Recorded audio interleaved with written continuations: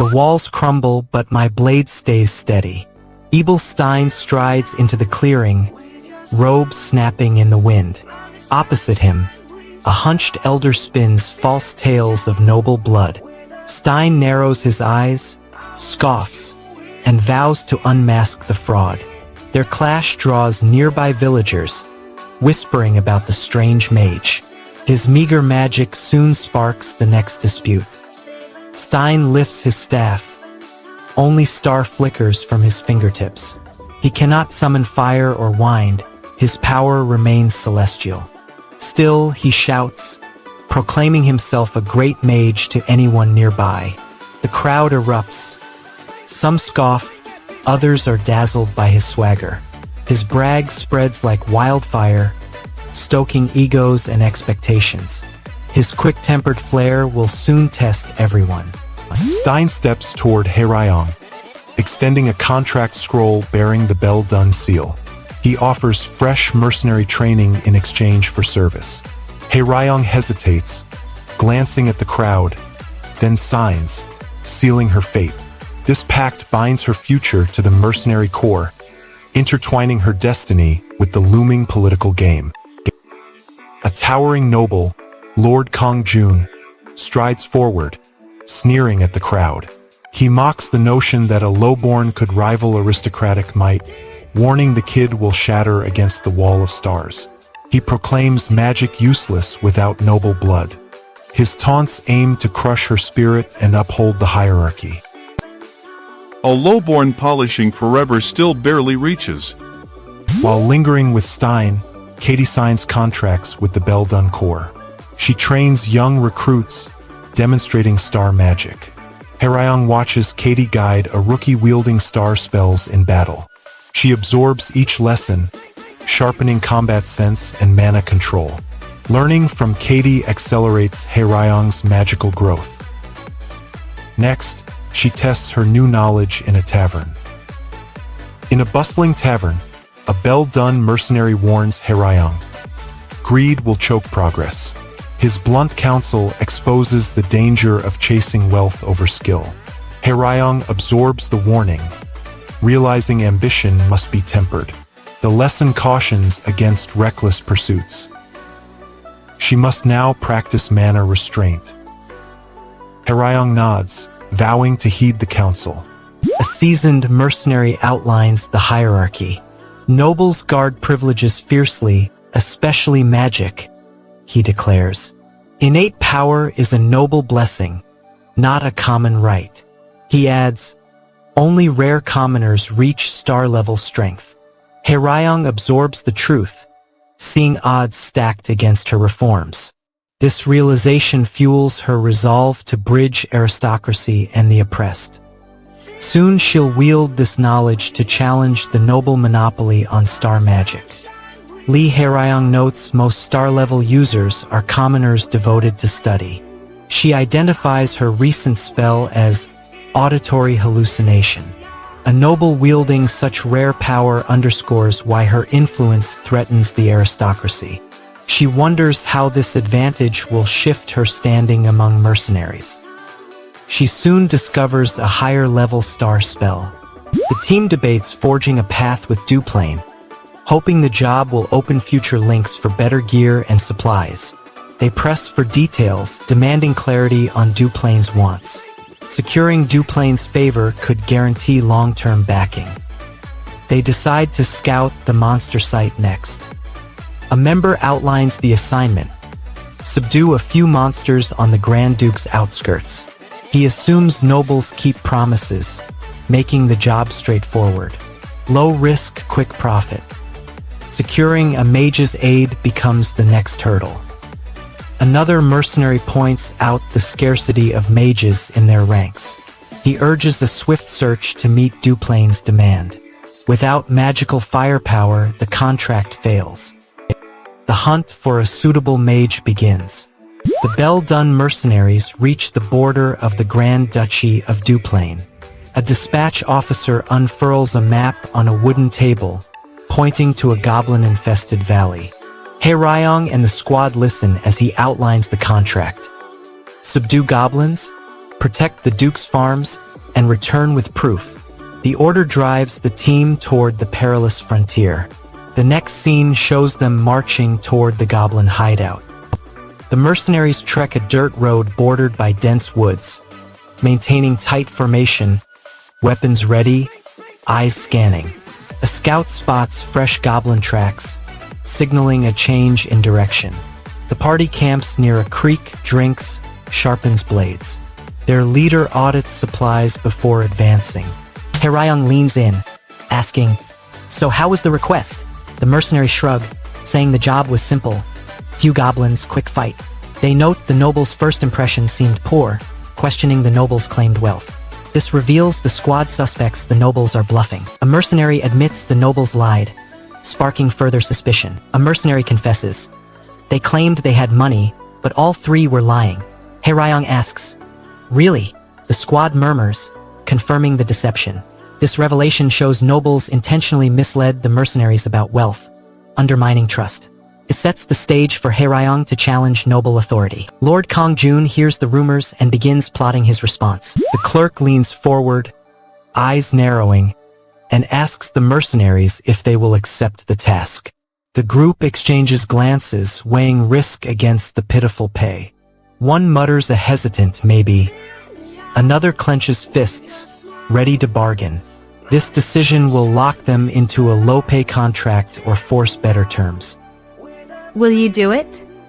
Their answer will shape the next encounter at the ducal border. A map unfurls on the table, marking the Grand Duke's residence on the Duplain Plains. The mercenaries point at the sprawling estate, noting its size and fortified walls. One mutters impressive under his breath, noting the Duke's wealth. This shows where they must report and hints at the Duke's power. The ducal clerk slams a 15 gold contract onto the table, igniting a standoff as mercenaries balk. Haeryeong's eyes lock on the Grand Steward, instantly recognizing him as her old capital rival. Haeryeong feels history's weight pressed down, fearing old grudges could jeopardize her chance to secure the coveted magic tutor role for Duchess Daila. Eleanor Duplain extends the tutoring appointment, yet mercenaries still eye the meager payout, and the looming rivalry between Haeryeong and the Grand Steward threatens to erupt. Save hours of reading. Get the full story in minutes. Subscribe to Manwa with Hari. The palace trembles. A noble lady's fate hangs by a thread. Marble towers loom over Duplain's Grand Duchy. Servants whisper, courtiers stare, the Duke watches Rain. Rain, the hired mercenary, storms through massive doors, eyes scanning the courtyard. He feels the family's reputation crushing his shoulders. Clash looms between his blunt tactics and aristocratic pride. Rain soon meets the Duke's cold rebuke. The Duke steps forward, eyes narrowed at Rain's intrusion. He scolds Rain, demanding proper conduct. Rain's street-wise sarcasm spikes against the Duke's aristocratic tone. The Duke points to the volatile sister, saying her outbursts now endanger everyone. Rain's jaw tightens, sensing the household's fragile balance. The father steps closer, his gaze falling on Rain's bandaged side, a fresh wound from the earlier scuffle. He says Rain looks hurt and suggests postponing their conversation until he recovers. The father's understanding shows the family's willingness to accommodate Rain's condition. But it also delays any immediate plan to address Diela's dangerous behavior, buying the house more time. Rain's hurt. We'll talk later. I understand. The next scene show a silent but tense scene. The following scene focus on silent action. Diela stands amid shattered chairs and broken mirrors, eyes blazing with fury, while Rain clutches his wounded side, a grimace crossing his face. Several servants watch from the doorway, fear evident. The Grand Duke narrows his eyes at Derek. He tells the mercenary he lacks humility, reminding him that arrogance doesn't equal virtue. Derek's swagger meets noble rebuke, highlighting the cultural clash. The Duke's warning threatens Derek's standing in the household. You have no humility. It doesn't always show virtue. Derek's next move will test whether he can swallow the Duke's criticism. Lady Diela steps forward, mocking the Duke. She says humility won't work on a star mage like him. The Grand Duke quickly apologizes, noting his tone may have seemed disrespectful and that many act that way. He warns that excessive talent can corrode the soul. Diella argues that magic tutors should line up at the Duplain estate, yet a commoner like Derek would struggle to serve as a noble's tutor. Derek counters that he's tried every famous magic master on the continent, and they all quit under desperate circumstances. This reveals how few are willing to tame Diella's power, raising the odds against his mission. Magic tutors should have lined up in front of you at Duplain. Besides, a commoner will have difficulty working as a noble's magic tutor. I've tried almost every famous magic master. They all gave up. Derek's confession about failed masters raises the stakes. Diella snaps, eyes flashing, and hurls an insult at Derek. She calls him horrible and claims she expected a sewer rat had come in. Her harsh words display open rebellion, making Derek's job of reforming her much harder. You're horrible. I thought a sewer rat had come in. Derek's next retort aims to undermine her confidence. Derek leans in, voice low, and asks Diella if she thinks he's a mercenary or the Grand Steward. He repeats her sewer rat insult, suggesting maybe she's right. By questioning her assumptions, he tries to sow doubt and force her to answer, pushing her toward the control he seeks. Are you the mercenary? The Grand Steward? Maybe not. Rain steps forward, bowing low to the Grand Duke. He states that his presence alone doesn't fix Lady Diela's rebellion. He then asks the Duke directly, demanding to know who cherishes the lady more than anyone else. The Duke's face hardens, aware the question could expose hidden loyalties.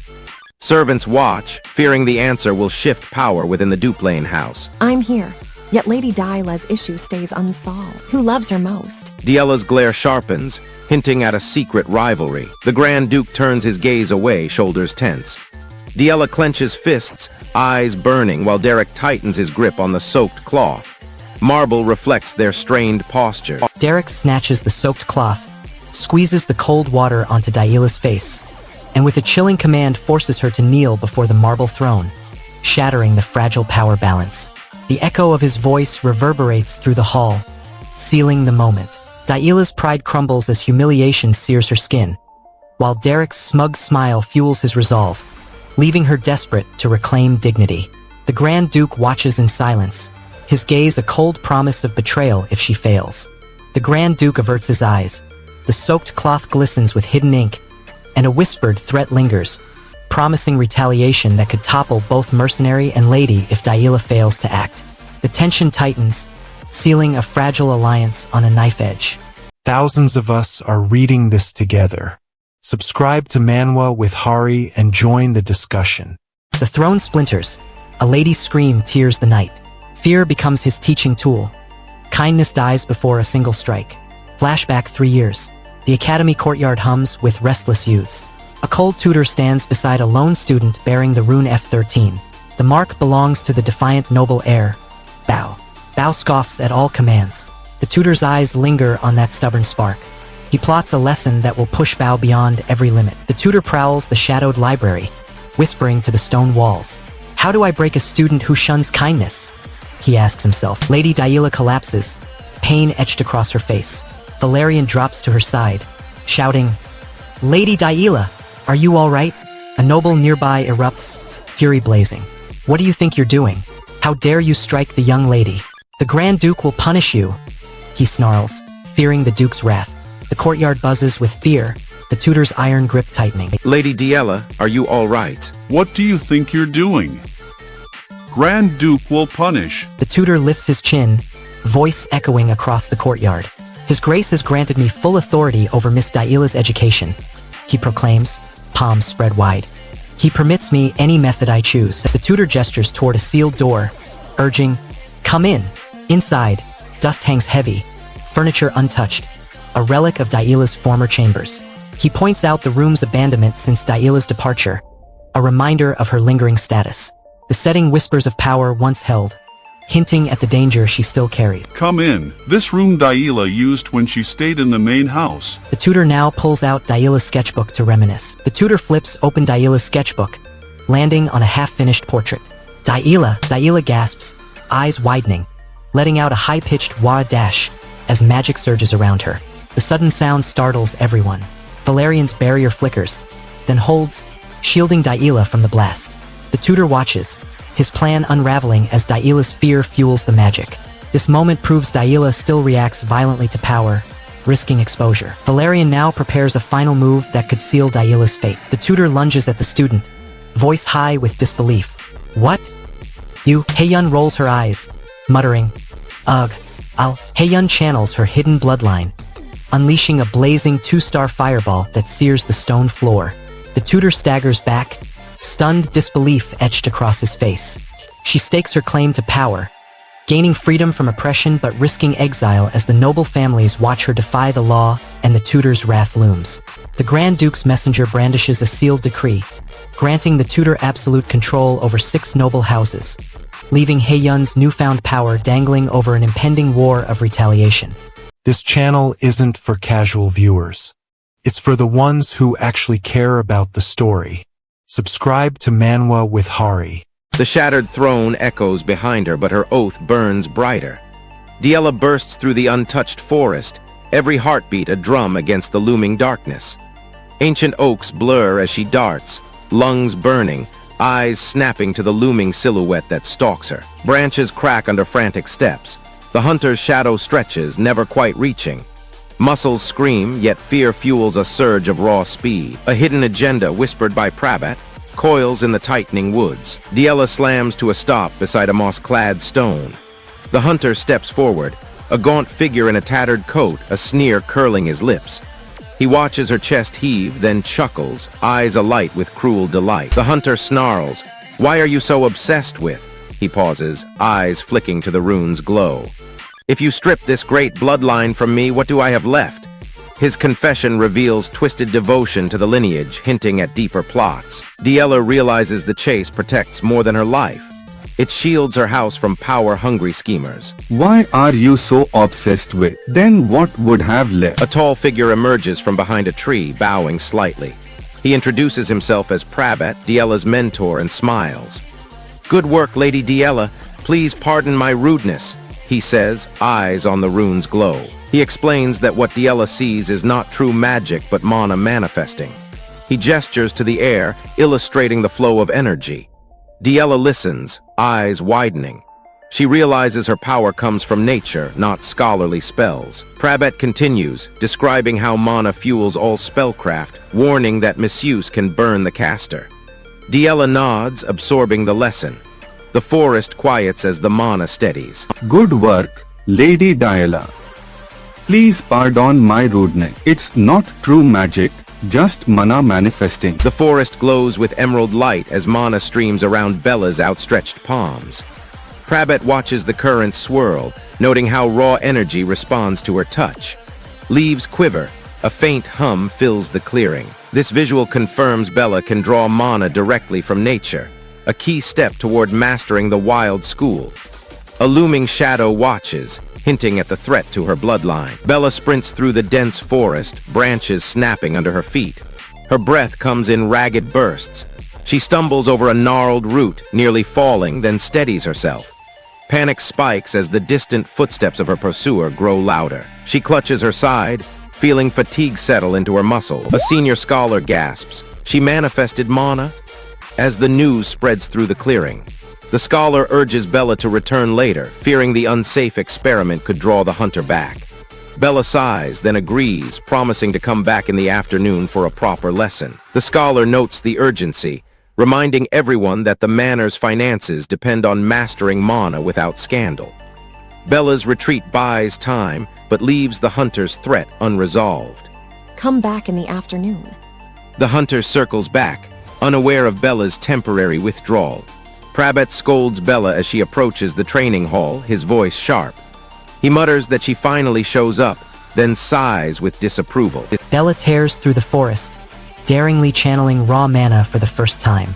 A blinding surge erupts, forcing the relentless hunter to strike, splintering the mossy ground beneath her. Terror melts into fierce pride as the wound throbs, confirming she finally taps power. Yet the scarred path ahead teeters between salvation and ruin. A distant scout shouts, reporting the hunter's approach toward the western manor. Bella's battered resolve hangs in the balance as the shadowed enemy looms, promising a deadly showdown before sunrise. The deepest lore dives. the highest quality editing. You've found the best. Subscribe to Manwa with Harry. We believed darkness had finally settled. Then the heavens tore apart. Diela's sudden surge of magic ignited a hidden feud, turning the quiet convent into a war zone. Above the Duplain manor, the night sky split, a jagged crack spilling brilliant starlight straight into the garden. The radiant bolt struck Diela, encasing her in a trembling aura. Servants gasped, heads snapped toward the blaze, banners snapping in the sudden gust. Their patriarch stared, jaw clenched like steel. He lunged forward, his gaze locking onto the luminous girl as if daring her to blink. The patriarch stormed into the study, slamming his palm onto the desk with a thunderous crack. "Lady Diela manifested magic. Are you kidding me?" He roared. He declared that rest was as vital as study, noting Diela had rested enough and now must train. With a weary sigh, he muttered, "Here comes the stuffy magic teacher." A stern-looking instructor stepped forward, eyes sharp. "Shall I teach you without the stifling formalities?" he asked, promising an unorthodox path. This moment signaled Diela's imminent plunge into unconventional training that could reshape her magical destiny. The new instructor launched the lesson, announcing they would practice true magic manifestation today. He explained that mastering free manifestation would soon unlock the coveted star magic within Diela. Then he described the School of the Wild, a haven without rigid curricula, offering boundless freedom compared to the regimented academy. Diela hurried to a fellow apprentice, boasting, "I finally let the magic flow out as instructed." She demanded an immediate test, craving validation. The apprentice muttered a surprised exclamation, noting the spell behaved oddly. This moment proved Diela could release raw magic, a crucial step before formal training. I let the magic flow out. Check it now. The teacher observed their results with keen interest. The head butler entered, calling out, "Did anyone summon me?" Spotting Diela, he gestured her to sit and initiated a private discussion. He inquired about her recent demeanor, probing her progress and temperament. This conversation would shape the family's assessment of her training path. Derek flipped through a borrowed spellbook, muttering incantations. A flickering wisp erupted, darting across the courtyard before landing on Diela's shoulder, prompting a surprised grin. Diela scoffed, then channeled the wisp into a bright star sigil, showcasing her raw talent. The headmaster observed, nodded, and issued a challenge. Survive the Wild's first trial without any protective charms. The stakes rose dramatically. Diela's father stepped forward, announcing they had secured a highly capable magic instructor for her training. The teacher entered the courtyard, bowing low. He introduced himself as Mira Ella Duplain, a member of the Duplain line, and offered to send Diela a gift from his territory. This gift could sway her acceptance of his guidance. Diela felt betrayal ripple through her, the illusion of noble protection shattering, replaced by the terrifying possibility that her magical destiny now hinged on a commoner's uncertain guidance.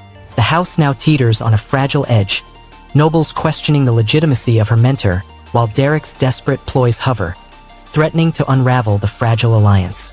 Tension crackles as whispers spread, each noble eyeing the mentor's low birth, and Derek's schemes loom, ready to tip the balance of power. Miss one chapter and you'll be completely lost. Hit subscribe on Manwa with Harry and stay in the loop.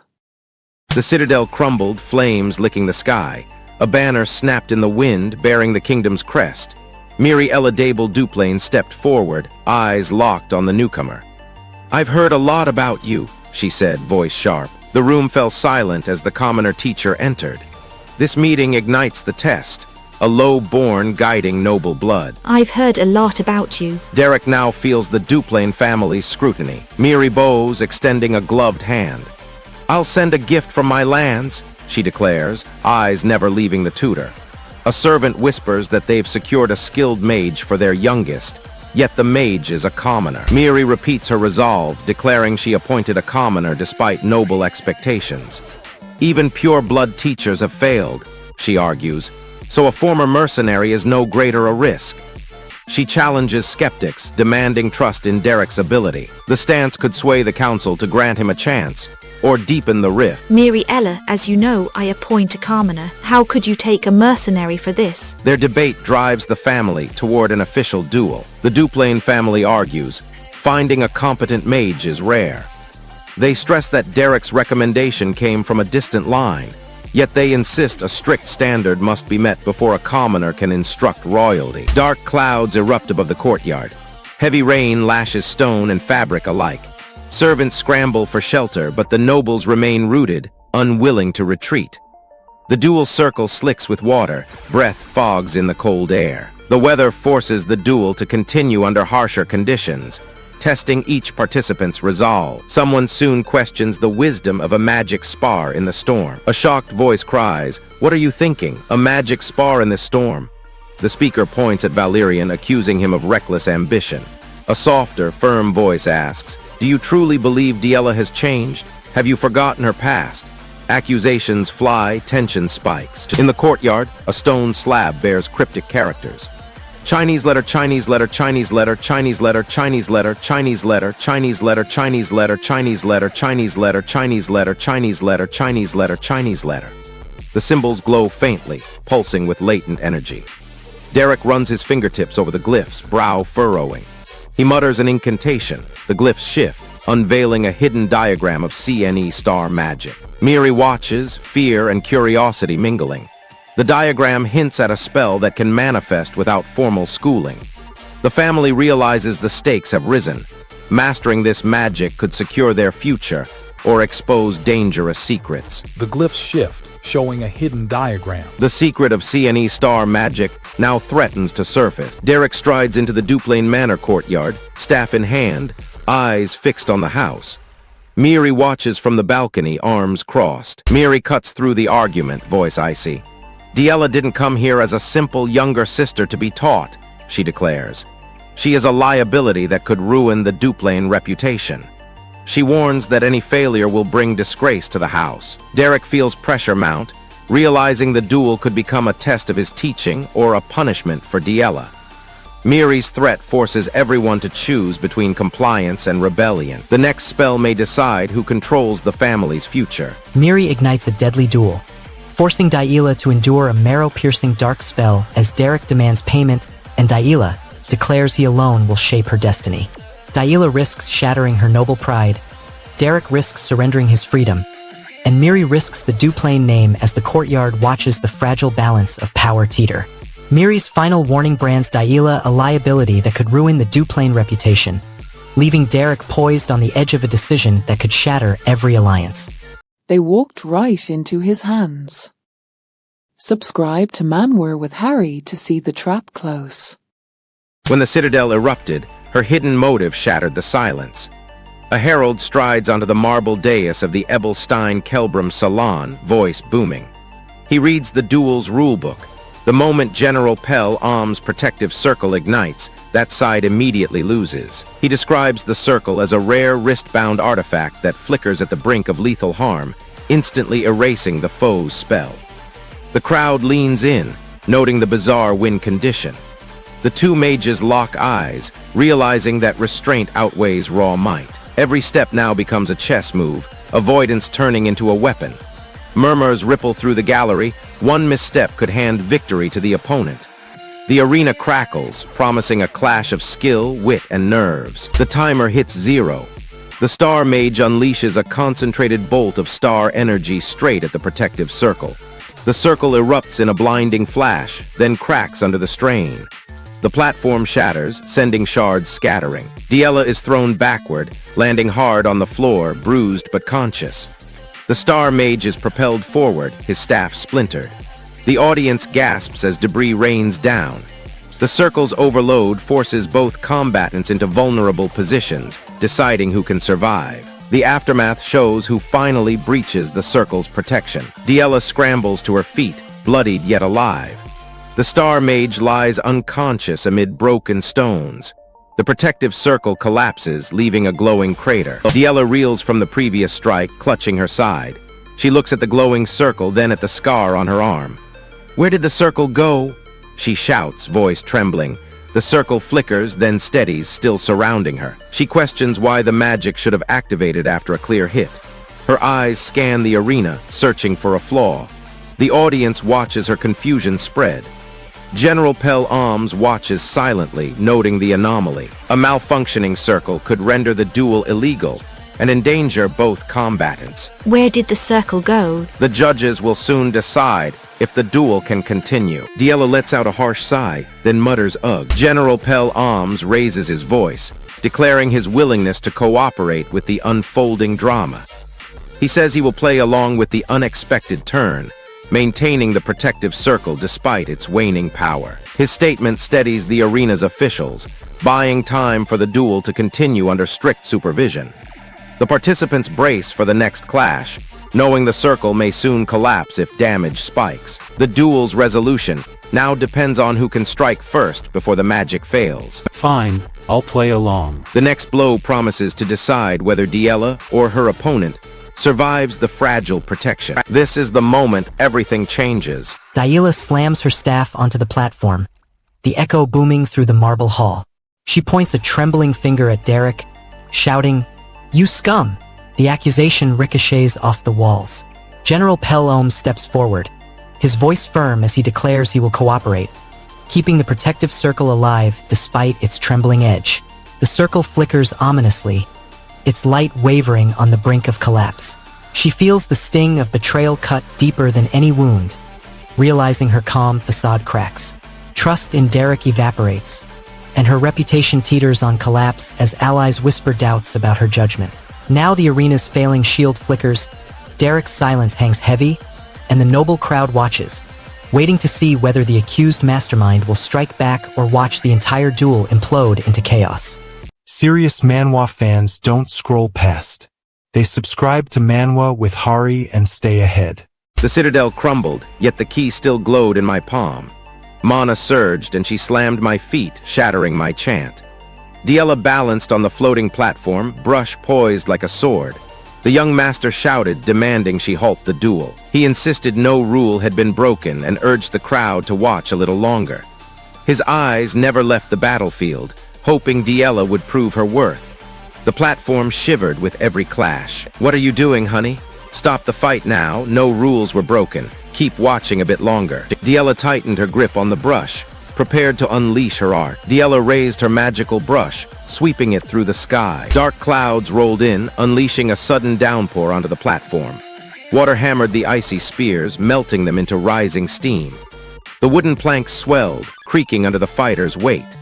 Diella's brush magic flickered, battling the rain, while the rival's silent attack surged forward. The young master tightened his grip on his sword, aware the flood could drown their magic and end the duel. The rain intensified, pounding the combatants harder. Torrential rain hammered the platform, turning the arena into a treacherous slick. Water pooled at Diella's feet, slowing her brush strokes. The rival's silent spell crackled, but the downpour muffled its resonance. The young master shouted, urging everyone to keep their footing. Bella charged, brush empty, and kicked the rival, sending sand scattering. She hurled more sand, blinding his eyes. Rain continued to pour, slickening the wood. Devoid of mana, she slashed with the brush like a blade. You. The rival readied a desperate counterattack. Bella kept striking, aware that victory was impossible. Sand and rain turned the ground into a treacherous mire.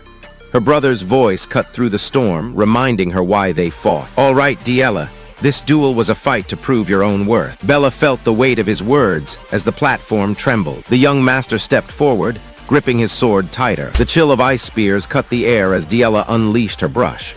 She flicked the painted brush, sending shards of ice from the drawn spear to pierce the platform's wood.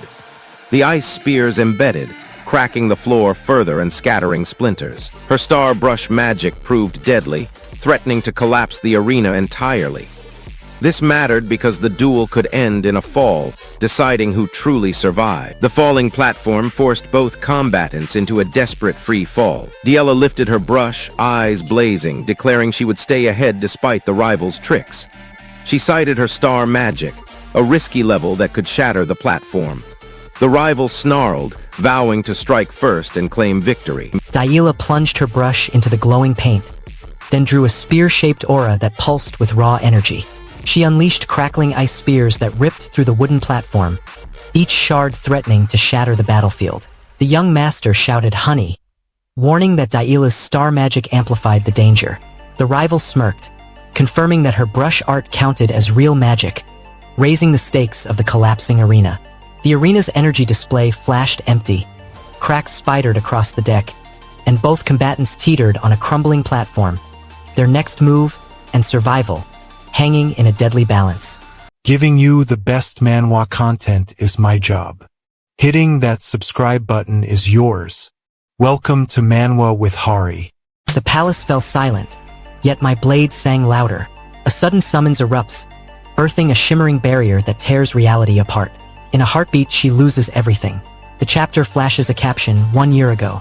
The Duplain Manor looms, its corridors deserted, dust drifting in stale air. The timeline clicks into place before the first letter touches the desk. A breathless messenger arrives, clutching news that will shatter the quiet. A courier slips a wax-sealed envelope through the massive oak doors of the Duplain Manor. Raymond Oswald Duplain snatches it, tears the seal, the crisp parchment. The ink spells out the date, the noble seal of the host, and a summons to a grand social gathering. The teacher delivers a crushing blow, sending Daila sprawling onto the cold marble. Daila's mother storms in, screaming that Daila's use of lowborn magic is vulgar and disgraceful. She berates her harshly, blaming the teacher's influence. The estate's master steps forward, silencing the furious mother. He produces a glowing crystal infused with rare star magic, offering it to Daila as a reward, breaking the rigid class rule. The moment reveals that power can bend even the strictest hierarchy. Daila now faces the impossible choice: accept magic or stay true to tradition. The tension spikes as destiny hangs in the balance. A quiet servant leans in, noting that Daila's eyes glitter with newfound focus after the duel. As the master places a steady hand on Daila's shoulder, saying, "It's fine to lose," he gestures toward the empty corridor, reminding her that failure does not erase worth. Daila nods, shoulders easing, though the crystal's weight still presses against her palm. His reassurance steadies her resolve, allowing her to accept the risk of the new magic. The next trial will push her limits even further. The tension builds as she readies herself for the upcoming challenge. Raymond bursts into the hall, eyes scanning the chaotic scene. He spots Daila clutching the crystal, bows low in respect. My lady. The mother, still furious, demands who is behaving most vulgarly. A servant mutters that it is a worthless commoner, yet he is their daughter's teacher. The admission confirms the mother's fear that a lowborn is influencing the noble child. The estate's master then steps in, clutching a rare star magic crystal, poised to decide the outcome. This moment could grant Daila a power that reshapes her fate. The master holds the star magic, poised for a fateful choice. The noble lady's mother erupts, shouting, "What parent treats their child's teacher like this?" She accuses the lowborn tutor of corrupting her daughter. The trembling teacher pleads, "Please forgive her. Everyone loves their child in their own way." A shimmering barrier erupts around the duel, blasting Daila to the floor. The estate master steps forward, thrusting a radiant crystal into her grasp. A torrent of star magic erupts from her palm, tearing the field apart in a blinding flash. Daila seizes unprecedented power, defying the rigid class hierarchy. Her mother's fury erupts. The lowborn teacher trembles, caught between ruin and redemption as the volatile power shift ripples through the estate. The estate master watches the crackling star magic, nobles whisper of betrayal, and Daila stands poised to rewrite destiny, leaving the kingdom's fragile peace teetering on the brink of chaos. New recaps go live every week. Subscribe to Manwa with Hari before this one is buried in your feed. The Grand Duke's proclamation of fealty rang hollow. She'd already seized star magic, turning his oath against him. Lady Daila's mother praised the mercenary's lightning-fast lessons, yet warned that raw power alone is a fragile shield in Duplain's cutthroat aristocracy. She reminded Daila that a true noble must master etiquette, intrigue, and spellcraft in equal measure. Around the city, a swarm of veteran tutors prowled, each eager to claim the rising star mage as their protege. With a calculating glance, her mother turned her gaze toward the council of tutors, hunting for the perfect mentor. Her mother reiterated the demand, insisting Daila must secure a legitimate tutor before the noble etiquette curriculum begins. The instructor stepped forward, voice low, declaring the display astonishing. Each spellbook's volume read 0, untouched and pristine. He explained that countless scholars chase a single star tome for a lifetime, yet Daila commanded multiple at once, a rarity even among legends. His praise painted her as a prodigy, forcing the court to rethink her place in the estate's curriculum. Impressive. Volume. Many spend lifetimes seeking a single star tome, yet she wields them all. Bella broke down mana, describing it as simple energy flow, and urged Daila to attempt the spell. Sarah exhaled, admitting her excitement for star magic had eclipsed the basics, yet she now embraced the humble path. Daila practiced, feeling a subtle thrum of power surge through her fingertips. Grasping mana was essential groundwork for any future star magic before etiquette trials began. If I explain it simply, it comes down to mana. Okay, fine, let's do it. If you say so, then it is what it is. I got all excited for nothing, thinking we were learning star spells. Bella glanced at Sarah, puzzled, asking why his gaze lingered on her face, suspecting something amiss. The specter of exile loomed heavy. Daila queried whether anyone could still expel her now. Sarah replied that her father's acknowledgement alone was insufficient. Her mother would never sanction her claim. This underscored Daila's precarious standing. Maternal opposition could drive her from the estate. In the training yard, Daila observed the mercenary instructor sparring with a noble apprentice. She muttered that the madame likely wanted her expelled, fearing a mercenary's tutelage would tarnish her noble dignity. She dreaded becoming a mercenary herself. She noted the day's brutal sparring clashed starkly with the genteel pursuits nobles prized. Her status hinged on placating the madam and preserving her place. Sarah's calm voice cut through the tension, offering Daila counsel. Daila turned to her mother, clutching a bandaged wrist. She apologized. I left the annex to tend my injuries. I'm sorry I missed our catch-up. So much remains unsaid, but I have a piano lesson this morning. She added, I'll go first. My general education schedule is cramped. Missing the lesson could stall her formal curriculum progress. Mother inquired, Daila, you haven't begun etiquette lessons, have you? They start next week. Correct. Daila nodded, responding, Yes, mother. Thanks to your guidance. I eagerly await them. This confirmation locked her into the strict noble program, curtailing magical practice time. Mother sighed, Oh, all right, hurry along. You'll be late for class. She gestured toward the hallway, prompting Daila to rush. The Grand Duke advanced, crushing the mercenary teacher's claim and demanding his wife remain the estate's mistress. Daila clenched her fists, swearing to defy his edict and protect her magical path. Daila's pulse quickened, caught between a blooming affection that made her blush and the crushing weight of aristocratic expectations, threatening her reputation and a possible rupture with the formidable Grand Duke. She vowed to start etiquette lessons next week, but her bruised arm throbbed, the young noble's lingering confession lingered, and the Grand Duke's looming fury threatened to shatter her fragile scheme. Not everyone finds recaps this good. But you did.